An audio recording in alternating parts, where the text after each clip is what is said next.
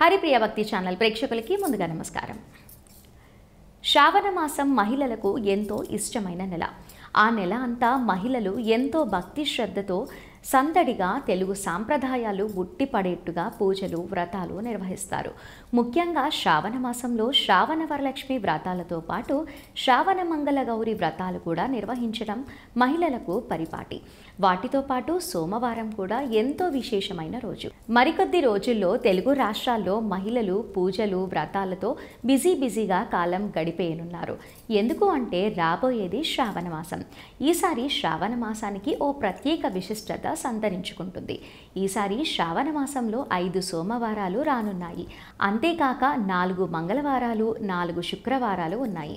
దాంతో శ్రావణ మాసం మొత్తం పూజలు వ్రతాలు నోములతో మహిళలు అంతా కూడా బిజీ షెడ్యూల్ అయిపోతారు.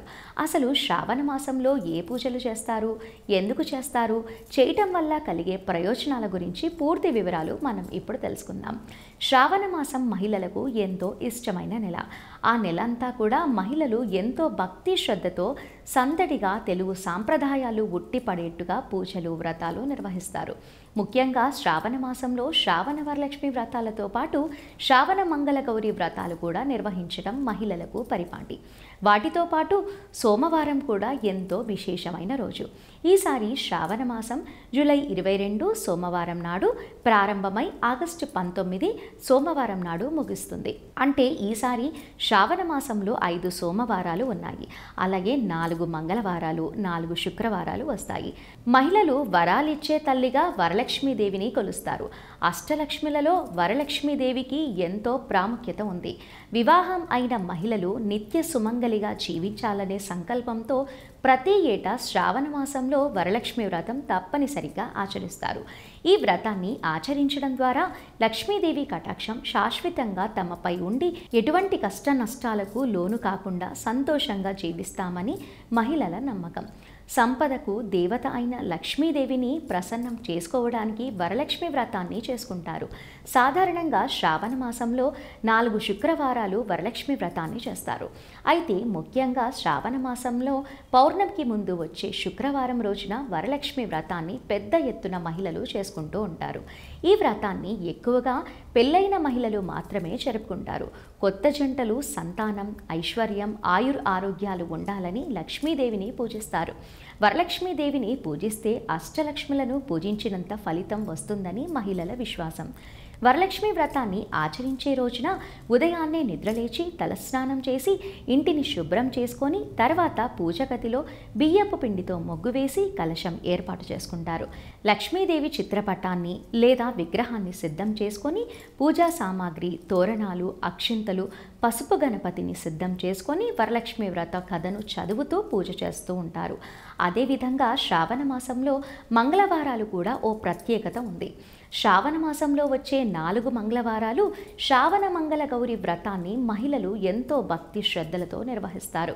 ముఖ్యంగా మహిళలు తమ సౌభాగ్యాల కోసం పార్వతీదేవిని పూజిస్తూ మంగళగౌరి వ్రతాన్ని ఆచరిస్తారు. ఈ వ్రతం చేయటం ద్వారా తమ సౌభాగ్యం కలకాలం నిలుస్తుందని వారి నమ్మకం. అందుకే కొత్తగా పెళ్ళైన మహిళలు ఎక్కువగా మంగళగౌరి వ్రతం చేస్తూ ఉంటారు. అత్యంత భక్తి శ్రద్ధలతో దేవి గౌరిని పూజిస్తారు. ముఖ్యంగా వివాహమైన సంవత్సరం నుండి 5 సంవత్సరాల పాటు ఖచ్చితంగా ఈ మంగళగౌరి వ్రతాన్ని చేసుకుంటూ ఉంటారు. వివాహమైన మొదటి సంవత్సరం పుట్టింట్లో, ఆ తర్వాత అత్తవారింట్లో జరుపుకుంటారు. ముఖ్యంగా పురాణాల ప్రకారం చూస్తే పరమశివుడు కూడా మంగళగౌరీ దేవిని ఆరాధించి త్రిపురాంతర సంహారం చేశారని చెబుతారు. తొలిసారిగా వ్రతాన్ని చేసే మహిళలు తమ తల్లిని పక్కన పెట్టుకొని పూజ చేసి తొలి వాయనాన్ని తల్లికే అందిస్తే మంచిదని వారి నమ్మకం. అలా కాని పక్షంలో తమ అత్తకు కానీ లేదా ఇతర ముత్తైదువులకు కానీ వాయనం అందిస్తారు. మంగళగౌరి వ్రతాన్ని ఆచరించడానికి ముందు వ్రత నియమాలు భక్తి శ్రద్ధలతో పాటిస్తారు. వ్రతం చేసుకునే ముందు రోజు, వ్రతం రోజు కూడా భార్యాభర్తలు దాంపత్య సుఖానికి దూరంగా ఉంటారు. వ్రతం రోజు వ్రతం చేసుకునే మహిళలు ఉపవాసం చేస్తారు. వ్రతానికి 5 ముత్తైదువులను పిలిచి వాయనమిస్తారు. వ్రతం చేసుకునే అన్ని మంగళవారాలలో ఒకే మంగళ గౌరీదేవి విగ్రహాన్ని ఉపయోగిస్తారు. అంతేకాకుండా ముఖ్యంగా వాయనం ఇచ్చేటప్పుడు పసుపు కుంకుమలు ఇవ్వరు. ఎందుకు అంటే సౌభాగ్యం కోసం చేసే వ్రతం కాబట్టి పసుపు కుంకుమలు ఇవ్వటం మంచిది కాదని భావిస్తారు. ఇలా మహిళలు వ్రతాలు పూజలతో శ్రావణ మాసం మొత్తం బిజీగా గడిపేస్తూ ఉంటారు. మరో వీడియోలో మళ్ళీ కలుద్దాము. నమస్కారం.